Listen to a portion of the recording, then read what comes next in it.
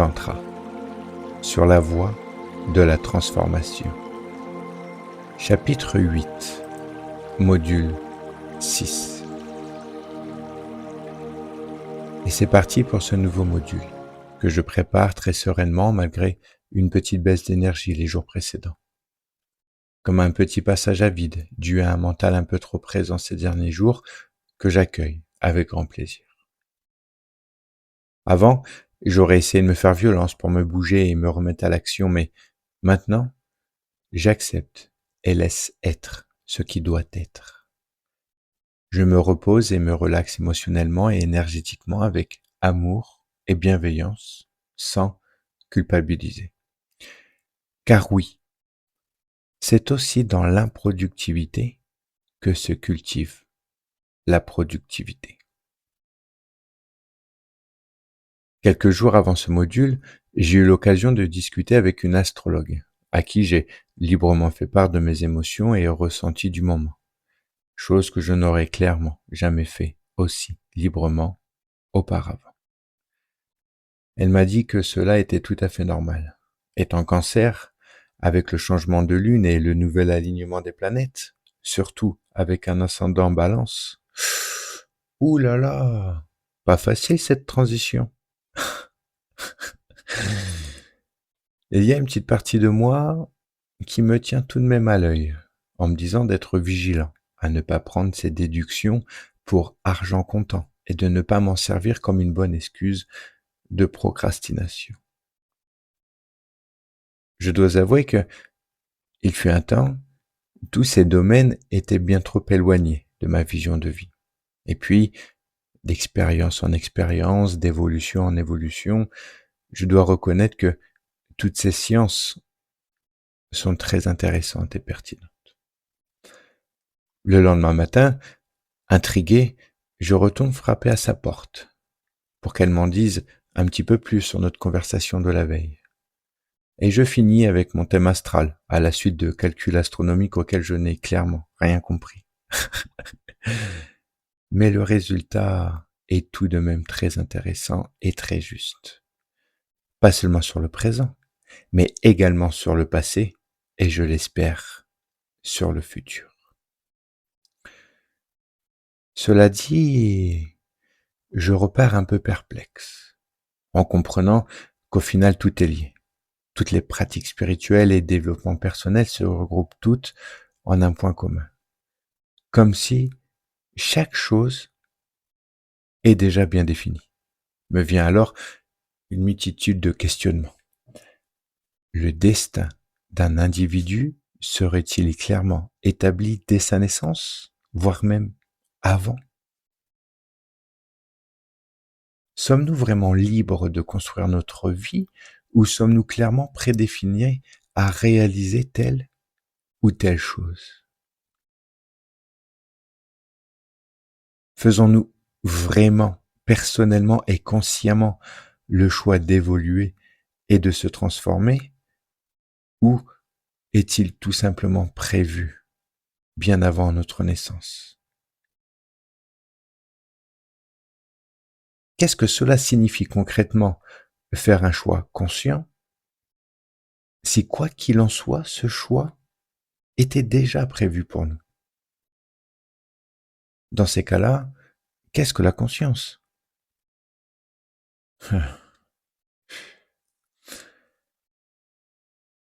Ouais, je me sens tellement petit devant mes propres questionnements que cela me fait du bien et m'apaise. La réponse universelle que je trouve à toutes ces questions est simplement oui. Certaines fois, la meilleure chose à comprendre, c'est qu'il n'y a rien à comprendre. Le plus important est de rester aligné et en phase avec qui je suis, de rester à disposition de ce qui doit être, tout simplement. Me laisser transpercer par l'énergie du monde. Cela me remplit d'énergie et me réchauffe le cœur. Ce stage, comme tous les autres, commence avec le cercle de parole où chacun exprime librement ses ressentis et émotions du moment. Pour ma part, je me sens très bien, ni content, ni mécontent d'être présent à ce stage, juste là, tranquille. J'ai traversé une petite période de flou émotionnel ces derniers jours, me permettant ainsi de trouver de nouveaux accords avec moi-même d'un point de vue personnel comme professionnel. Et je dois avouer qu'à l'heure d'aujourd'hui, je prends beaucoup de plaisir à intégrer la faiblesse de mes forces et à puiser dans les forces de mes faiblesses. Ah oh.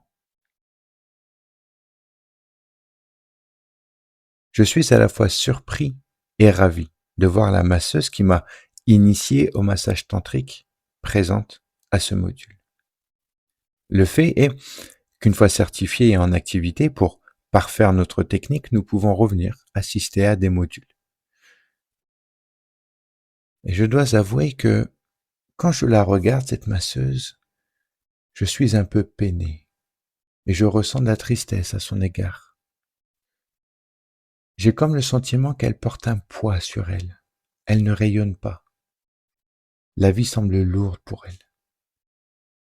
J'ai le sentiment qu'une partie d'elle-même n'est pas complètement connectée à la beauté de la vie.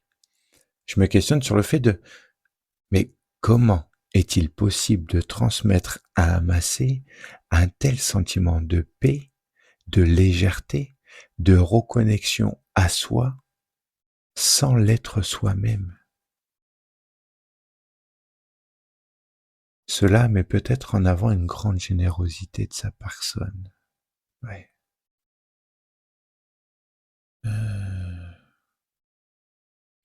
Ce module sera principalement un module théorique sur la posture de thérapeute, communication, écoute, questionnement. Beaucoup de points communs avec la boîte à outils du coaching. À noter qu'en parallèle de cette formation massage tantrique, je suis également engagé dans une formation pour parfaire mon accompagnement de coach en développement personnel, le cœur de mon activité entrepreneuriale.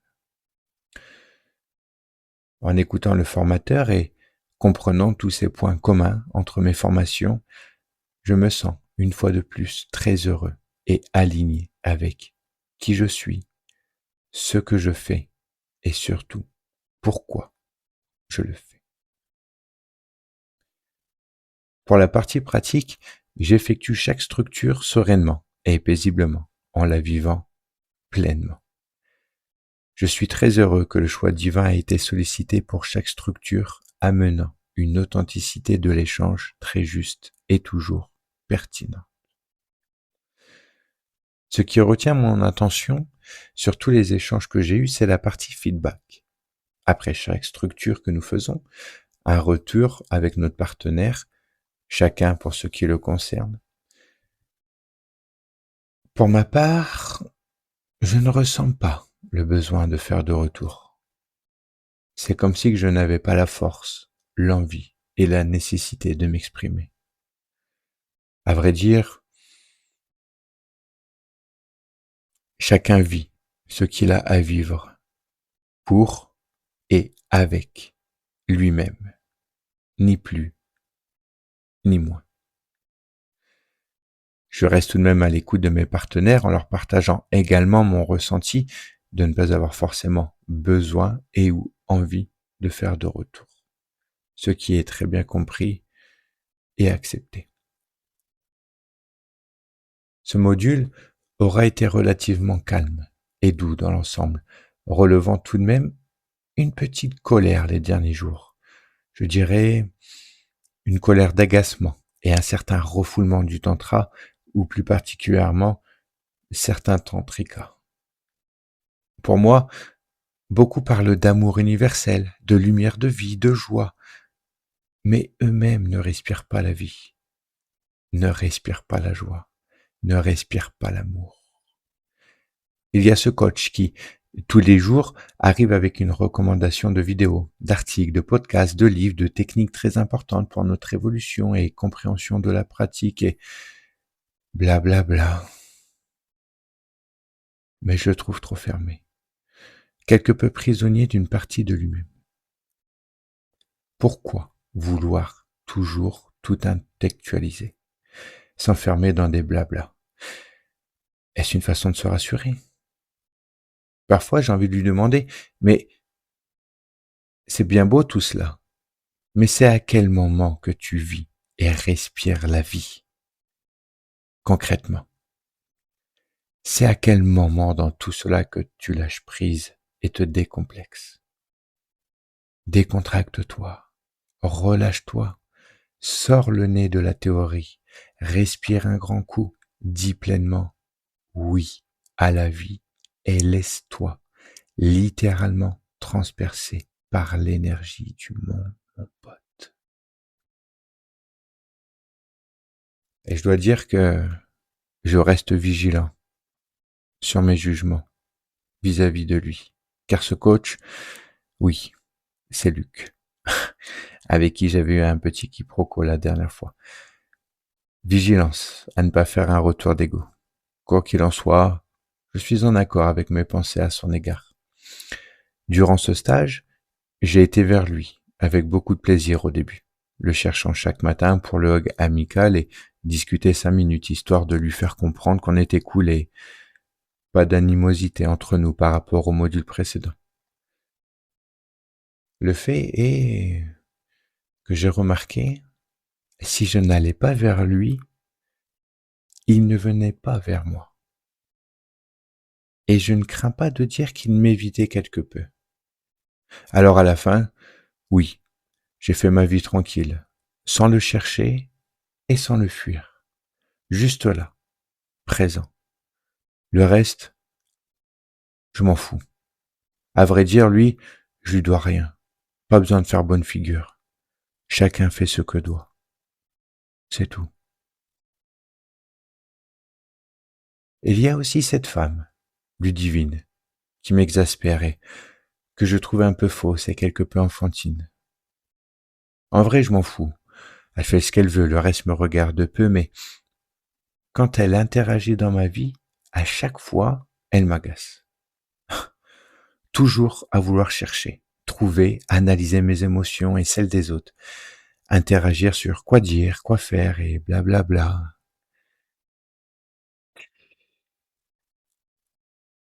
Personnellement, je trouve un peu malsain, pour ne pas dire quelque peu pervers, d'être toujours dans une chasse à l'émotion, de savoir qui vit quoi, comment et pourquoi.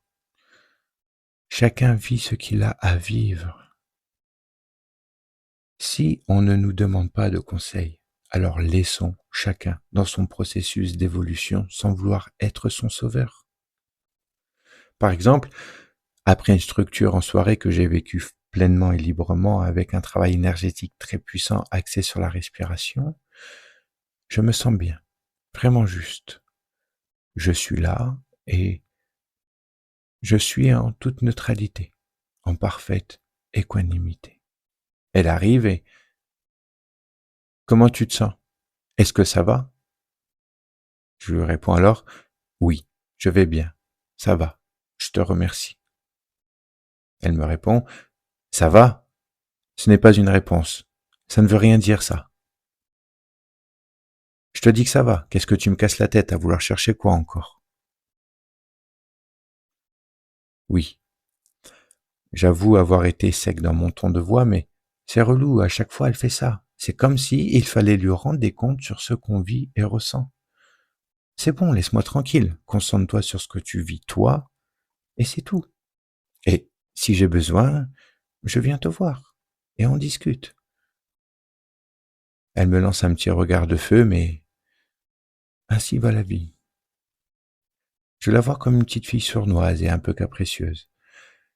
J'ai le sentiment qu'elle se ment beaucoup elle-même, qu'elle s'est réfugiée et enfouie dans le développement personnel sans se concentrer véritablement sur ce qu'elle faisait et plus particulièrement qui elle est, vraiment, au plus profond.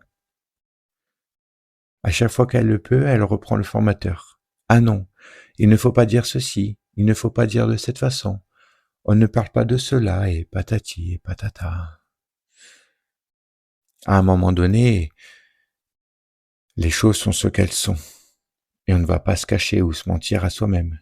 À un moment donné, on est des adultes, on sait de quoi on parle. Pas besoin de toujours utiliser des termes spirituels ou spirituels. Oui, du concret, ça fait du bien aussi. Ça peut par la suite éviter les illusions et déceptions de la vie matérielle. Je me rappelle une fois où elle m'avait déjà taclé lors d'une structure. La structure consistait pour les hommes à poser des questions aux femmes sur la sexualité en général, puis les femmes posaient des questions aux hommes sur le même sujet.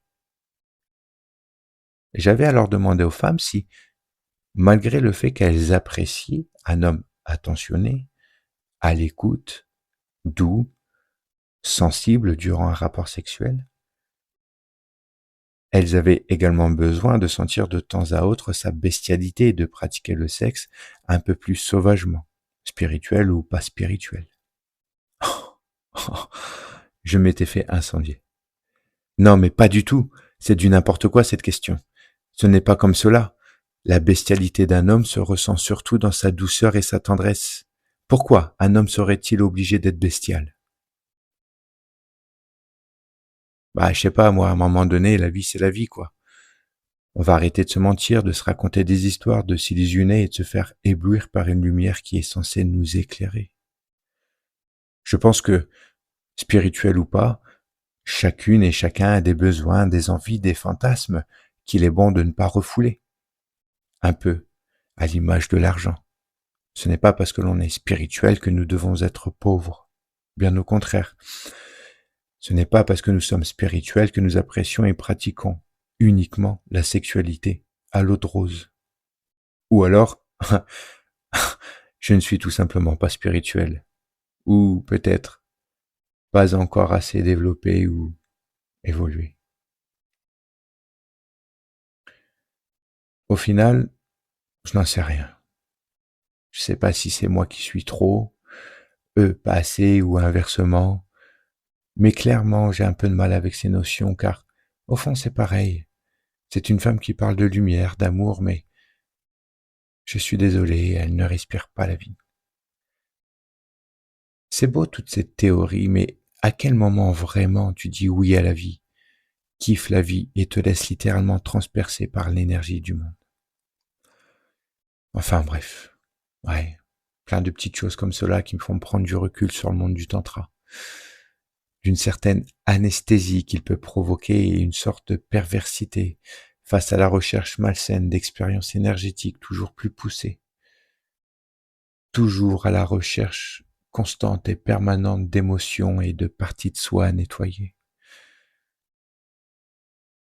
Euh, N'oublions pas de vivre la vie pleinement, de ne, oui, de ne pas vouloir refouler nos ombres, mais de les accepter et composer librement avec, sans les dissimuler ou les enfuir et bien évidemment sans en devenir esclave non plus. Au fond, c'est toujours pareil. Chacun fait ce qu'il a à faire. Chacun fait ce que doit. J'ai une partie de moi qui me dit que ce n'est pas bien d'avoir ces jugements envers elle car, au fond, je ne connais pas son histoire. Je ne connais pas son parcours, son pèlerinage. Et l'autre voix qui me dit, ainsi va la vie, et c'est tout. Finalement, à ce stade, je suis heureux que la formation touche gentiment à sa fin. Je ne suis pas certain d'avoir envie de faire d'autres stages de tantra par la suite. Je crois que je préfère de loin Vipassana, qui est pour moi plus instructif et enrichissant personnellement. Je partage à la fin de ce module une belle prise de conscience personnelle dans le fait d'être devenu masseur tantrique. Comme je l'explique au début, je n'ai pas vraiment choisi de le devenir. Cela s'est fait tout seul.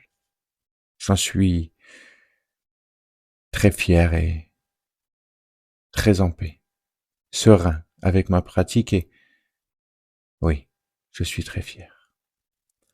Quand une personne dit par exemple « je suis réflexologue »,« astrologue »,« hypnothérapeute », les gens ont une image mentale précise de la pratique. Cependant, quand on parle du massage tantrique, aussitôt les perceptions et interprétations sont quelque peu douteuses et erronées. Alors oui, je me sens fier d'avoir été quelque peu guidé sur cette voie.